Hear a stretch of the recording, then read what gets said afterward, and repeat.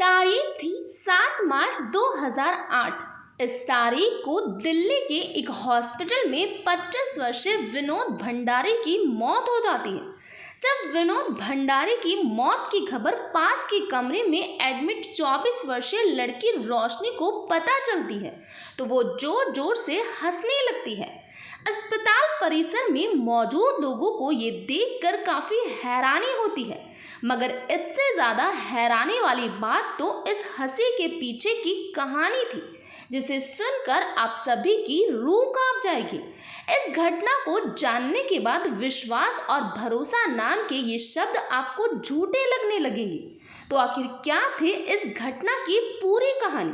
ये लड़का और लड़की कौन थे? इनके बीच में क्या रिश्ता था? आखिर इस लड़के की मौत की वजह क्या थी? जानेंगे सब कुछ इस वीडियो में डिटेल से। अगर आपने अभी तक मेरे इस चैनल को सब्सक्राइब नहीं किया तो सबसे पहले चैनल को सब्सक्राइब कर ले। तो चलिए दोस्तों, कहानी को शुरू करते हैं। इस कहानी की मुख्य किरदार रोशनी का जन्म साल 1984 में उत्तर प्रदेश के अल्मोड़ा में एक गरीब परिवार में होता है। रोशनी अपनी 4 भाई बहनों में सबसे बड़ी थी और परिवार की इकलौती बेटी थी।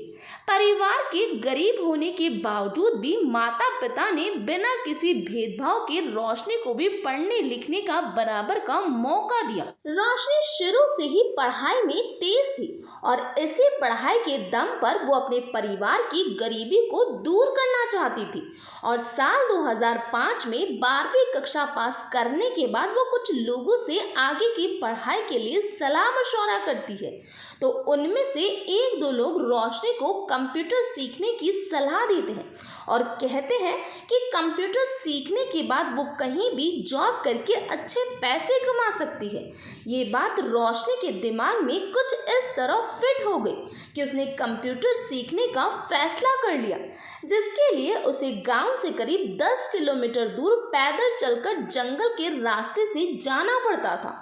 रोज रोज आने जाने के दौरान एक दिन रोशनी की मुलाकात एक ट्रक ड्राइवर से हुई, जिसकी उम्र लगभग 60 साल थी।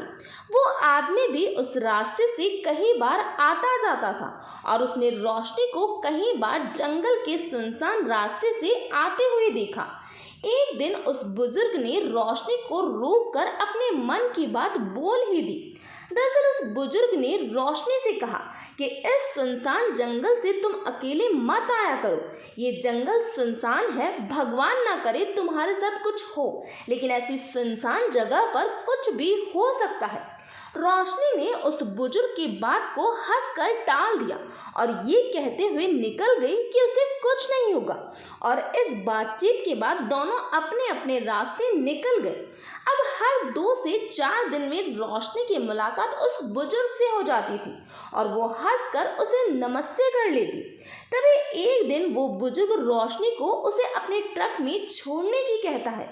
रोशनी काफी मना करती है, लेकिन बार बार बुजुर्ग के बोलने पर रोशनी उसके साथ जाने को राजी हो जाती है। रास्ते में रोशनी बुजुर्ग का दिया पानी पीती है, जिसके बाद उसकी आंखें 4 घंटे के बाद खुलती है और जब उसकी आंखें खुलती है तो वो अपने आप को एक ऐसी जगह पर पाती है जिस जगह को सोचकर ही लड़कियों की रूह कांप उठती है। दरअसल वो बुजुर्ग रोशनी को दिल्ली की रेड लाइट एरिया में बेचकर चला जाता है और एक बार इस दलदल में जाने के बाद यहाँ से निकलना नामुमकिन है। और जब रेड लाइट एरिया की मालकिन ने उस पर लाखों रुपए खर्च किए हों तो वो उसे इतनी आसानी से कैसे जाने देती। खैर, दिन बीतते गए, रोशनी को इंजेक्शन दिए जाने लगे, उससे मारपीट की जाती थी और आखिरकार थक हार कर उसे भी वेश्यावृत्ति के इस धंधे को खुशी खुशी अपनाना पड़ा। इस बीच रोशनी प्रेग्नेंट भी हो गई।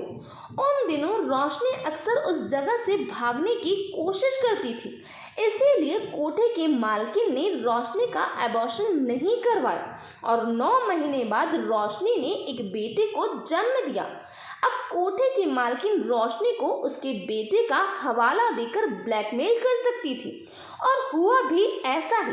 अब रोशनी ने वहां से भागने की कोशिश भी छोड़ दी, क्योंकि अब उसके पीछे उसका बेटा भी था। रोशनी ने इसी को अपनी किस्मत मान लिया था, लेकिन इससे आगे जो कुछ हुआ वो काफी हैरान करने वाला था। दरअसल साल 2007 में उस कोठे में दो सामाजिक कार्यकर्ता का आना जाना शुरू हो गया, जिनमें एक महिला गीता और एक 25 वर्षीय विनोद भंडारी था। ये दोनों कार्यकर्ता अक्सर इन रेड लाइट एरिया की सेक्स वर्कर से मिलकर उनसे बातें करते थे, उनकी कहानी को जानने की कोशिश करते थे। इसी दौरान एक दिन विनोद भंडारी ने रोशनी से उसकी कहानी जानने की कोशिश की। जब विनोद ने रोशनी के सेक्स वर्कर बनने की कहानी सुनी तो वो भावुक हो गया। उस दिन के बाद जब भी विनोद रेड लाइट एरिया में आता था तो रोशनी से घंटों बातें किया करता था। इन्हीं बातों के दौर में कब दोनों को एक दूसरे से प्यार हो गया उन्हें मालूम भी नहीं हुआ। जब दोनों को अपने प्यार का एहसास हुआ तो दोनों ने ही अपने अपने प्यार का इजहार एक दूसरे से कर दिया। विनोद रोशनी को एक अच्छी जिंदगी के ख्वाब दिखाने लगा, उससे शादी के वादे करने लगा।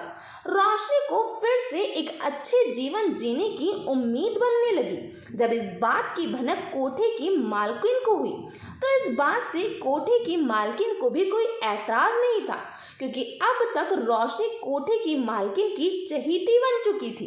कोठे की मालकिन रोशनी को अपनी बेटी मानने लगी थी, और रोशनी ने खुद कोठे की मालकिन को विनोद के बारे में सब कुछ बताया था। कोठे की मालकिन ने रोशनी को एक नई जिंदगी जीने के लिए आज़ाद कर दिया था। हालांकि विनोद ने रोशनी से कुछ समय मांगा था, क्योंकि शादी के लिए वो अपने माता पिता को मनाना चाहता था। मगर कुछ दिनों बाद सामाजिक कार्यकर्ता गीता फिर से उस कोठे पर आई और उसने रोशनी को बताया कि विनोद की शादी हो चुकी है। ये सुनकर रोशनी के सारे सपने टूटकर बिखर चुके थे। उस दिन उसे विनोद पर बहुत गुस्सा आया। ये बात पता लगने के बाद रोशनी ने कुछ दिनों तक खाना पीना छोड़ दिया, जिससे उसकी तबीयत भी बिगड़ गई। 2-3 दिन तक रोशनी को अस्पताल में भर्ती रखा गया। हालांकि इस दौरान उसके कुछ टेस्ट भी हुए। 2 दिन बाद रोशनी अपनी रिपोर्ट के साथ हॉस्पिटल से रेड लाइट एरिया पहुंची तो उस दिन वो बेहद ही खुश थी। उसे देखकर ऐसा लग रहा था जैसे उसका कोई अधूरा सपना पूरा हो गया हो। खैर, विनोद के धोखे के बाद कोठे की मालकिन रोशनी से कुछ पूछकर उसकी खुशी को खराब नहीं करना चाहती थी। इस घटना के 5 दिन बाद विनोद भंडारी एक बार फिर कोठे पर आया और उसने रोशनी से अपने किए की माफ़ी मांगी। उसका कहना था कि उसके माता पिता ने उसकी शादी जबरदस्ती दूसरी लड़की से करवा दी, लेकिन शादी के बाद भी वो उससे प्यार करता है और इस रिश्ते को बनाए रखना चाहता है। रोशनी ने भी विनोद की इस बात पर हामी भर दी। अब विनोद फिर से रोशनी से मिलने लगा, लेकिन अब वो सप्ताह में एक दिन ही आता था। उसकी हरकतें देख रोशनी समझ चुकी थी कि विनोद केवल मौज मस्ती के लिए उसके पास आता है, मगर रोशनी चुप थी। शायद उसके दिमाग में इससे भी ज़्यादा खतरनाक योजना थी, जिसका परिणाम 6 महीने बाद आया। दरअसल 6 महीने बाद अचानक विनोद की तबीयत बिगड़ने लगी। हालांकि उसकी तबीयत तो काफ़ी दिनों से खराब चल रही थी, लेकिन अब उसकी हालत बद से बदतर हो रही थी, जिसके चलते विनोद को दिल्ली के एक हॉस्पिटल में एडमिट करवाया गया। उन दिनों रोशनी की तबीयत भी खराब थी, इसीलिए उसने कोठे के मालकिन से उसी हॉस्पिटल में उसे एडमिट करवाने को कहा जहां पर विनोद भंडारी एडमिट था। विनोद और रोशनी के टेस्ट किए गए, जिससे पता चला कि दोनों को एड्स की खतरनाक बीमारी है। हालांकि रोशनी को तो इस बात की खबर पहले ही थी जब वो पिछली बार हॉस्पिटल आई थी, और उसकी खुशी का कारण भी यही था, क्योंकि मन ही मन उसने विनोद से बदला लेने की ठान ली थी। और आज यानी कि 7 मार्च 2008 को उसका बदला पूरा हो चुका था, जब एड्स के कारण विनोद भंडारी की मौत हो गई, जिस मौत पर रोशनी खुलकर हंसी। तो ये था पूरा मामला। इस घटना के बारे में आपका क्या कहना है, प्लीज़ कमेंट बॉक्स में बताइए। तो आज के लिए इतना ही। थैंक